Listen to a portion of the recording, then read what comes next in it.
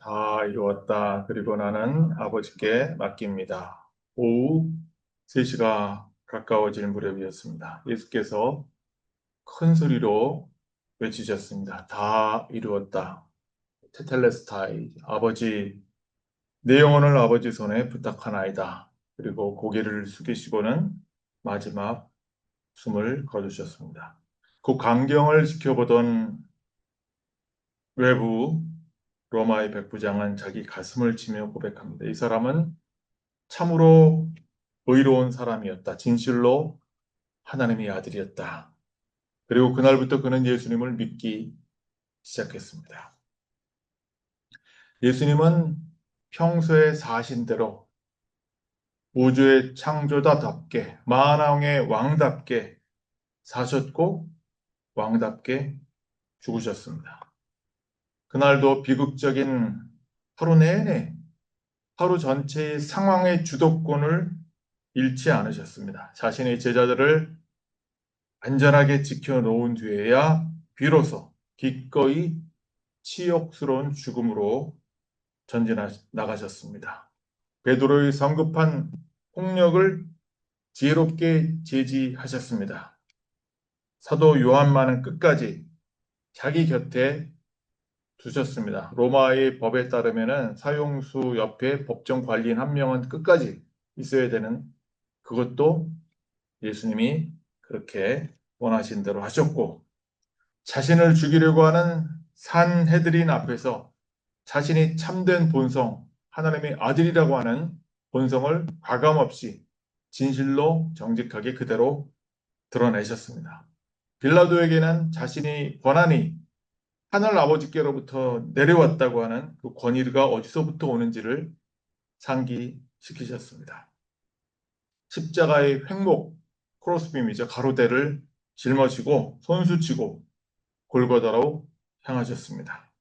그리고 마침내 인간으로 오셔서 사셨던 모든 시간이 삶을 통해서 얻으셨던 자신이 스피릿, 영을 아버지께 온전히 돌려드리는 것으로 그 모든 사랑의 여정을 마무리하셨습니다.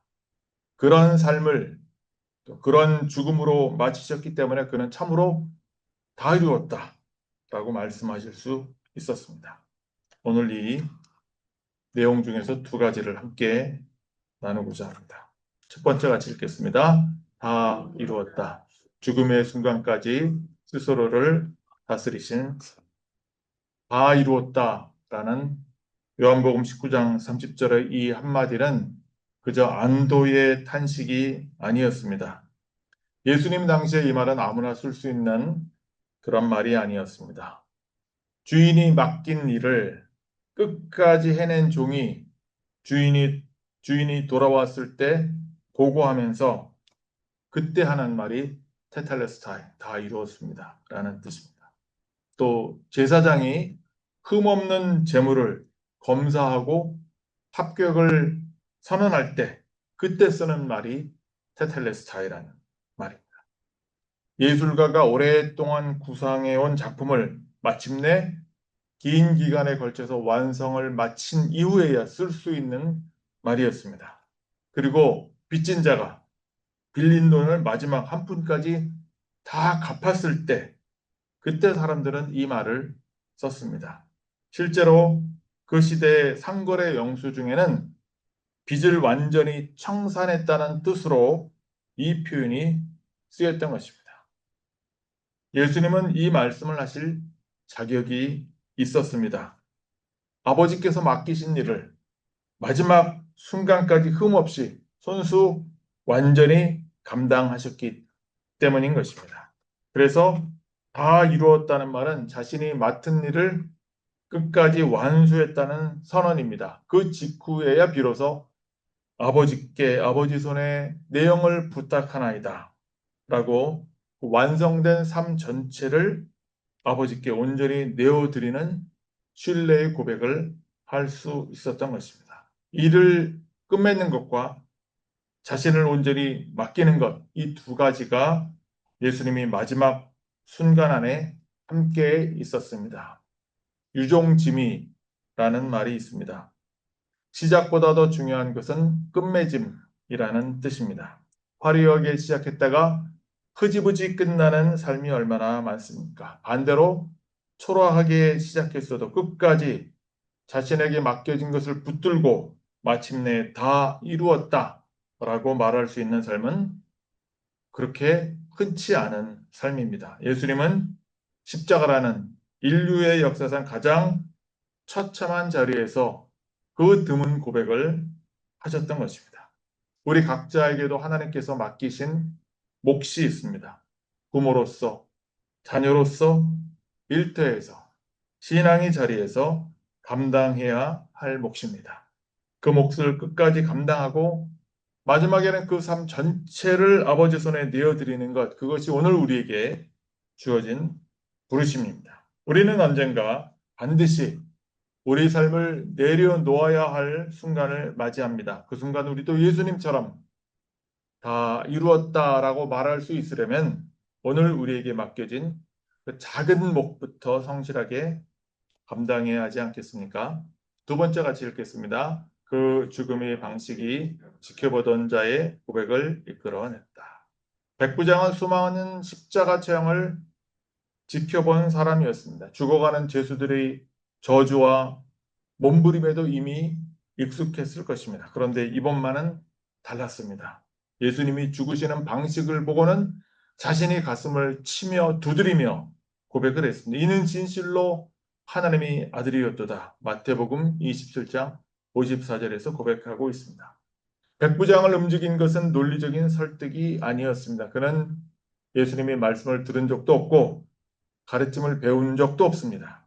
오직 그가 본 것은 그 극심한 고통 속에서도 끝까지 자신을 다스리며 죽어가는 한 사람의 모습이었습니다. 그 모습 자체가 설교였습니다. 그 죽음의 방식 자체가 복음이었던 것입니다. 이 땅에도 그런 죽음들이 있었습니다. 1866년 27살 젊은 영국인 선교사 로버트 저메인 토마스는 한국의 조선 땅 대동강변에서 조선 군인의 칼을 맞아 순교했습니다. 그는 마지막 순간까지 자기를 해치려는 사람에게 성경을 건네며 죽어갔다고 합니다. 그를 죽인 이는 훗날 그 성경을 읽고 예수님을 믿게 되었고 그 지역은 훗날 부흥의 중심지 가운데 하나가 되었다고 전해집니다. 초대교회 신학자 테툴리아누스가 이런 죽음들을 보며 이렇게 남겼습니다. 순교자의 피는 교회의 씨앗이다. 죽음을 대하는 방식이 오히려 살아있는 자의 마음을 움직여 새로운 생명을 심는다는 뜻입니다. 우리 대부분은 순교의 자리에 서지는 않습니다. 그러나 우리에게는 매일매일 작은 죽음들이 있습니다. 억울함을 당할 때, 손해를 볼 때, 인정받지 못할 때, 그 순간을 우리가 어떻게 견디는지가 바로 누군가가 지켜보고 있는 상황이라는 뜻입니다. 우리의 말보다는 우리가 고난을 대하는 태도, 그 태도 자체가 더 크게 말할 때가 많습니다. 가정에서 부모가 힘든 시절을 견딘 모습을 본 자녀는 평생 기억합니다. 직장에서 동료가 억울한 순간에도 품위를 잃지 않는 모습을 우리는 오래도록 기억합니다. 오늘 우리는 어떤 방식으로 우리의 고난을 지나가고 있는지, 그 모습이 누군가에게는 백부장이 보았던 바로 그 장면이 될 수 있다는 사실을 기억하시기 바랍니다. 예수님은 마지막 순간까지 스스로를 다스리셨고 자신이 이를 끝까지 맡겨진 일을 감당한 뒤에야 비로소 다 이루었다라고 선언하셨습니다. 그리고 완성된 삶 전체를 아버지 손에 맡겼습니다. 그 죽음의 방식은 지켜보던 백부장의 마음을 움직였고 그날부터 그는 새 사람이 되었습니다. 오늘 우리는 두 가지를 붙들기를 바랍니다. 오늘 우리에게 맡겨진 몫을 끝까지 성실하게 감당하고 우리의 삶 전체를 아버지 손에 온전히 맡기는 하루가 되기를 바랍니다. 그리고 우리가 고난을 감당하는 방식이 지켜보는 누군가의 마음에 조용히 복음을 심는 하루가 되기를 바랍니다. 기도하겠습니다. 오늘 우리에게 주어진 맡겨진 몫을 끝까지 성실하게 감당하게 하시고 마지막에는 우리 삶 전체를 주님의 손에 온전히 맡기게 하옵소서. 저희가 고난을 지나 통과하는 모습을 통해서 누군가의 마음에 주님을 향한 믿음이 심어지게 하여 주시기를 예수님의 이름으로 기도드립니다.